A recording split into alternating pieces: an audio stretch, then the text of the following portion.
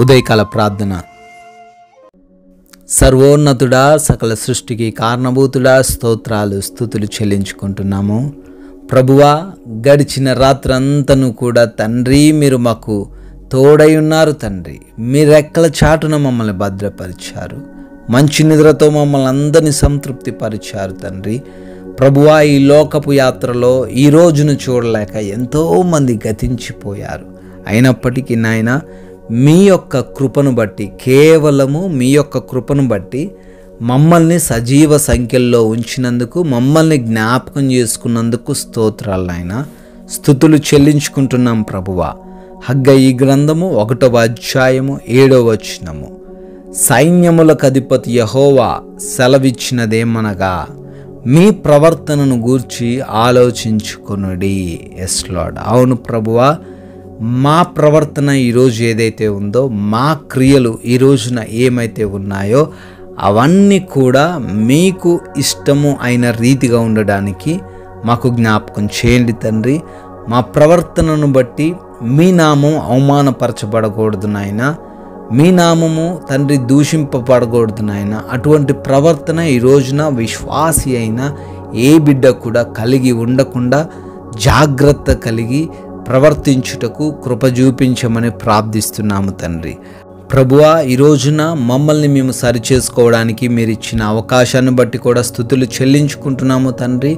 ఈ ఉదయాన తండ్రి ప్రార్థనలు ఏకీభవిస్తున్న ప్రతి బిడ్డను కూడా దీవించండి, ఆశీర్వదించండి, క్షేమాన్ని దయచేయమని, వారికి తోడై ఉండమని ప్రార్థిస్తున్నాము నాయన. బిడ్డల ప్రయత్నాలన్నిటినీ కూడా అయా సఫలపరచండి తండ్రి.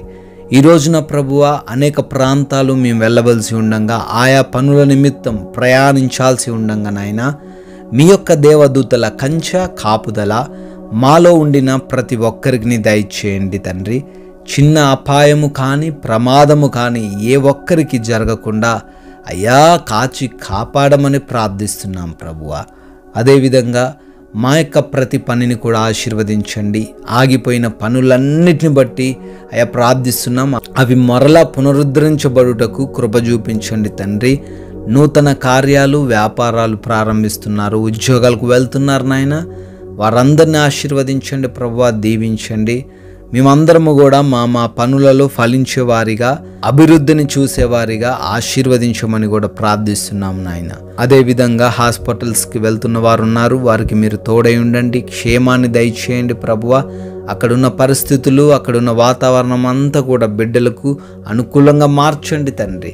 ఉద్యోగాల కొరకు, ఇంటర్వ్యూస్ కొరకు వెళ్తున్నారు నాయన, ఎగ్జామ్స్ రాస్తున్నారు నాయన, వారికి కూడా మీరు తోడై ఉండి జ్ఞానముతో బిడ్డలను నింపమని ప్రార్థిస్తున్నాం ప్రభువా. అదేవిధంగా నాయన, గృహాల్లో ఒంటరిగా ఏ బిడ్డ అయితే ఉంటున్నారో ప్రతి దుష్టు నుంచి వారిని రక్షించండి. వారికి ఈ రోజంతను మీ కాపుదల దయచేయండి తండ్రి.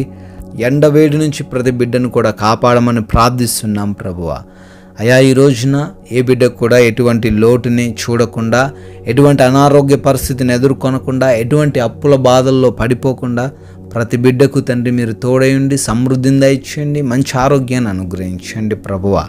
తండ్రి, సమయం ఎంతో విలువైనదని గ్రహించి ప్రతి నిమిషాన్ని వినియోగించుకుంటూ ఏ ఒక్కరితోని విభేదాలు లేకుండా శక్యమైనంత వరకు సమాధానకరమైన జీవితమునే కలిగి ఉండుటకు కృప చూపించండి నాయన. ప్రేమించే హృదయము, క్షమించే మనస్సును కూడా మాకు అనుగ్రహించమని ప్రార్థిస్తున్నాము.